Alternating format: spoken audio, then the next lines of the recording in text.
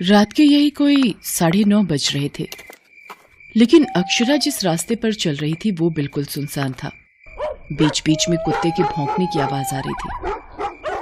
वो कभी मोबाइल के मैप की ओर देखती तो कभी अपने हाथ में पकड़े विजिटिंग कार्ड के पते की ओर। आखिर कहाँ है ये घर? पिछले आधे घंटे से मैं परेशान हूँ, ये पता मिल ही नहीं रहा है और ना ही यहाँ आसपास कोई आदमी दिख रहा है जिससे मैं इस पते के बारे में पूछ सकूं। अक्षरा के चेहरे पर परेशानी साफ देखी जा सकती थी।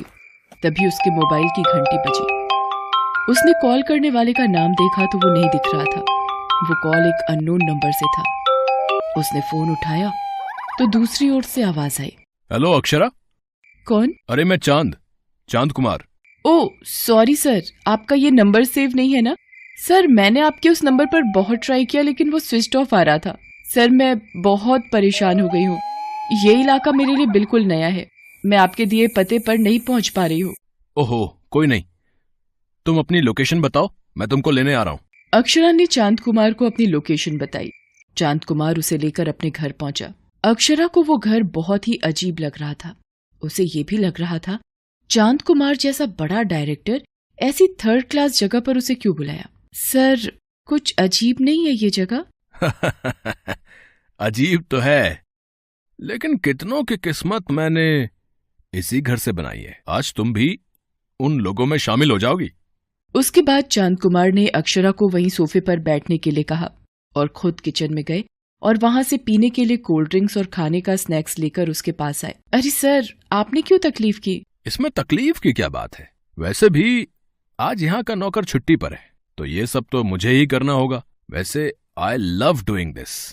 मुझे तुम्हारे जैसे खूबसूरत मेहमानों का स्वागत करना बहुत पसंद है। ऐसा बोलते हुए चांद कुमार ने अक्षरा को अजीब नजरों से देखा और उसे पीने को ड्रिंक्स दिए। अक्षरा कोल्ड ड्रिंक पीते और स्नैक्स खाते हुए बोली कि सर आपकी फिल्म कब शुरू होगी? I mean, आपने जिस प्रोजेक्ट के लिए उस दिन कहा था, और मेरा ऑडिशन कब होगा? आज ही होगा ना? तुम सवाल बहुत करती हो और मुझे ज्यादा सवाल करने वाले पसंद नहीं है। Sorry sir. फिक्र मत करो, मेरे असिस्टेंट थोड़ी देर में पहुंचने वाले हैं। लेकिन चांद कुमार से बातें करते हुए अब अक्षरा की आंखें बोझिल हो रही थीं। थोड़ी देर बाद वो बेहोश हो गई। अक्षरा को बेहोश देखकर चांद कुमार खिलखिलाकर हंस पड़ा। आज से तू भी बन गई मेरी हीरोइन, तू भी हो ही जाएगी फेमस। चांद कुमार नाम है हमारा, हमने डूबतों की किस्मत को संवारा।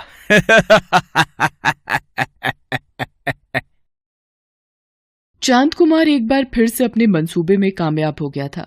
कुछ दिनों पहले की बात है। चिलचिलाती गर्मियों के दिन थे। ऐसा लगता था कि सूरज सब कुछ जला देगा। इतनी तेज गर्मी के कारण सड़क पर लोग भी कम ही दिखाई देते। शरीर को झुलसा देने वाली उस तेज गर्मी में भी अक्षरा पैदल ही तेज कदमों से चली जा रही थी। वो बार बार अपनी घड़ी की ओर देख रही थी और मन ही मन खुद से बातें कर रही थी। मैं तो बहुत लेट हो गई हूँ। 10 बजे का ही समय था और 12:30 बजने को आए। कहीं ऑडिशन खत्म ना हो गया हो। अक्षरा भोपाल की है। पिछले 10 महीने से वो मुंबई में रहकर एक्ट्रेस बनने के लिए स्ट्रगल कर रही है। एक स्टूडियो से दूसरे स्टूडियो, एक जगह से दूसरी जगह जाकर वो थक चुकी है, लेकिन उसका हौसला और हिम्मत नहीं थका है।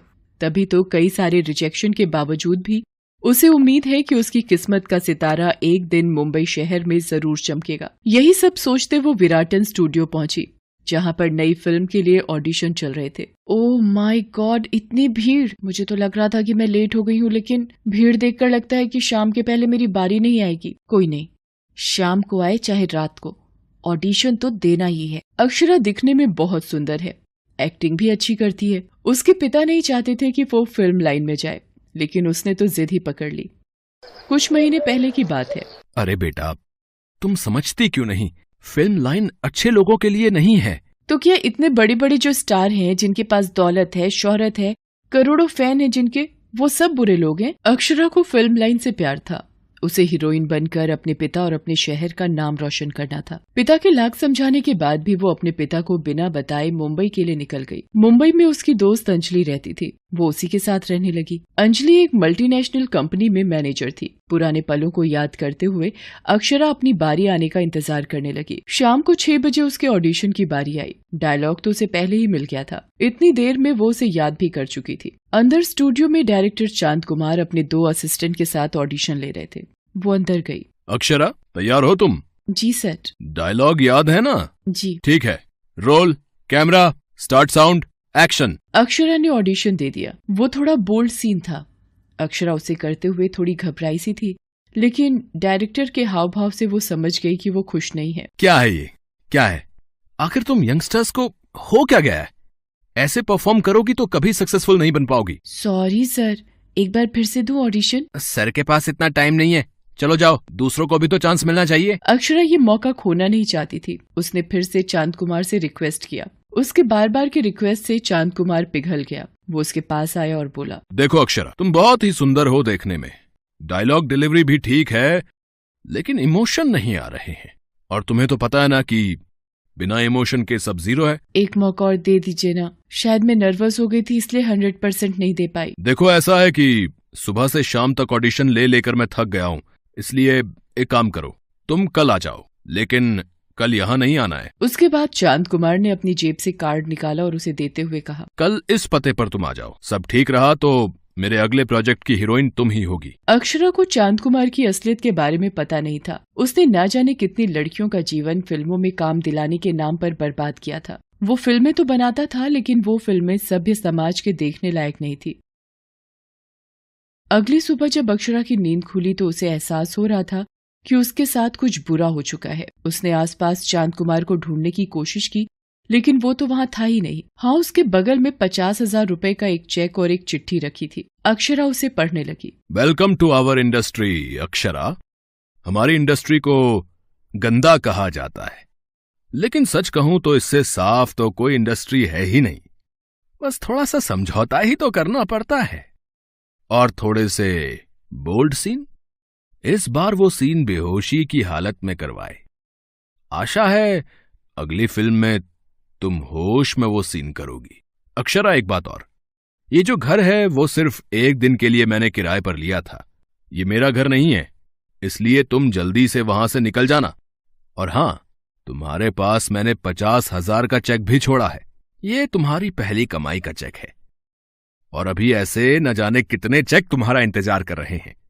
मैं जल्द ही तुम्हें कॉन्ट्रैक्ट करूंगा अपनी नई फिल्म के लिए। तब तक के लिए गुड बाय। और एक सबसे जरूरी बात, ये सब तुम किसी को बताना मत, क्योंकि इससे तुम्हारी इज्जत ही बाजार में नीलाम होगी। अक्षरा ने चांद कुमार के फोन नंबर पर लगातार ट्राई किया, लेकिन वो नंबर बंद था।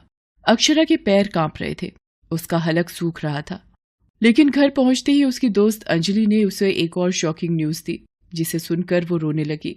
यार, मुझे पता नहीं था कि वो डायरेक्टर चांद कुमार इतना गिरा हुआ आदमी है और वो ऐसी वैसी फिल्में बनाता है। तेरी वीडियो हर जगह वायरल हो रही है अक्षरा। सब खत्म हो गया अंजलि, सब खत्म हो गया।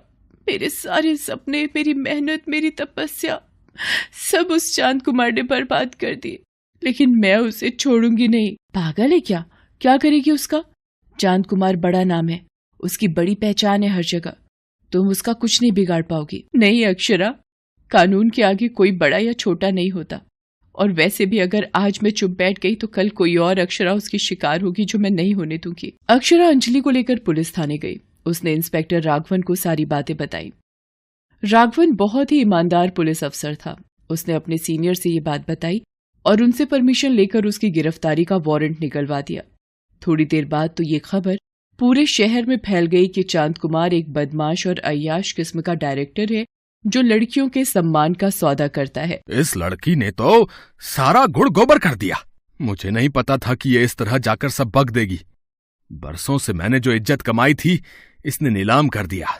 मुझे जल्द से जल्द ये देश छोड़कर बाहर जाना पड़ेगा।